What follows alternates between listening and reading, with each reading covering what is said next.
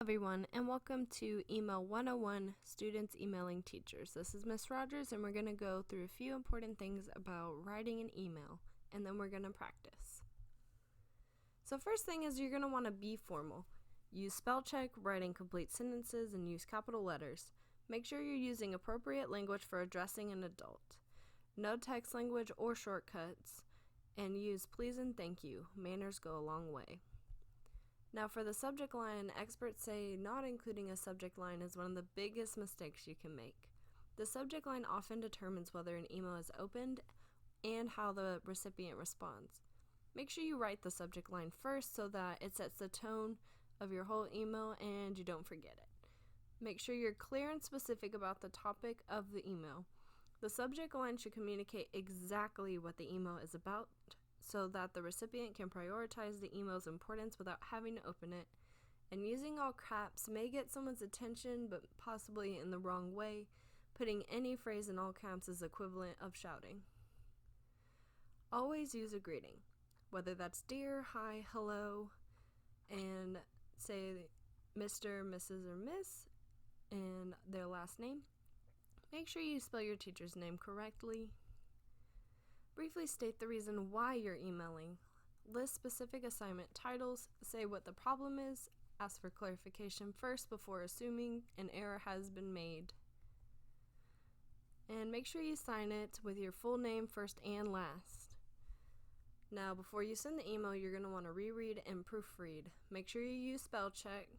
You're going to want to be polite, concise, and clear. Now, here's a sample student email template. Notice I have my greeting, who I'm greeting. I tell them my name, what class period. I'm specific about what questions I have and for what assignment and the date of the assignment. And I offer a solution. And then I sign my name at the bottom. It's always good to thank someone for their time because they do take time out of their day to read the email and then come up with a response. And next we're going to go to Outlook email. For the ISD students, to log into your email, you're going to go to launchpad.classlink.com/Fort Worth. That's going to take you to your My FWISD portal, and you're going to click the Sign In with Microsoft button.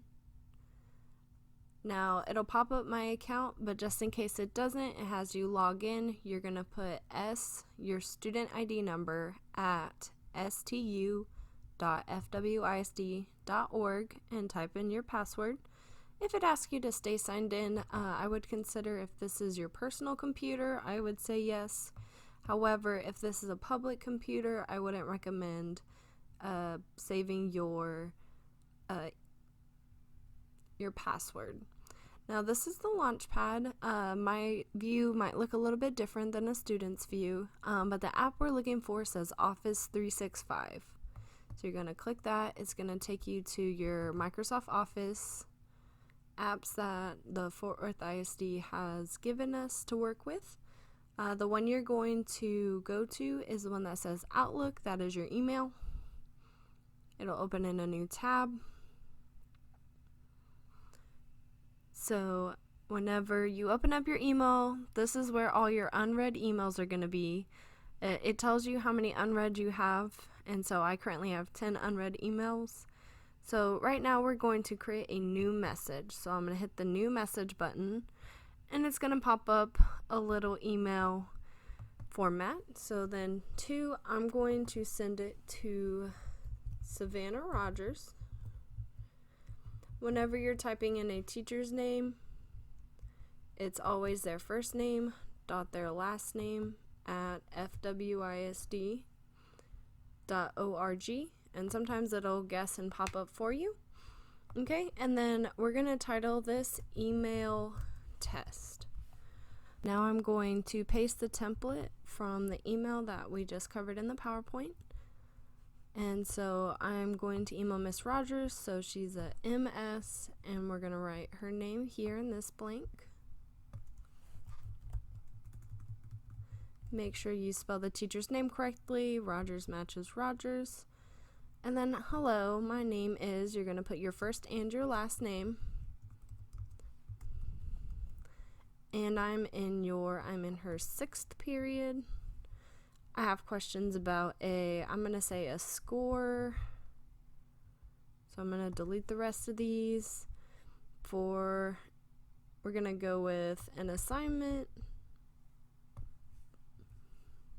And then I'm going to say the assignment's name is Email 101. And I'm going to put the date it was posted, which would be April 1st, 2020.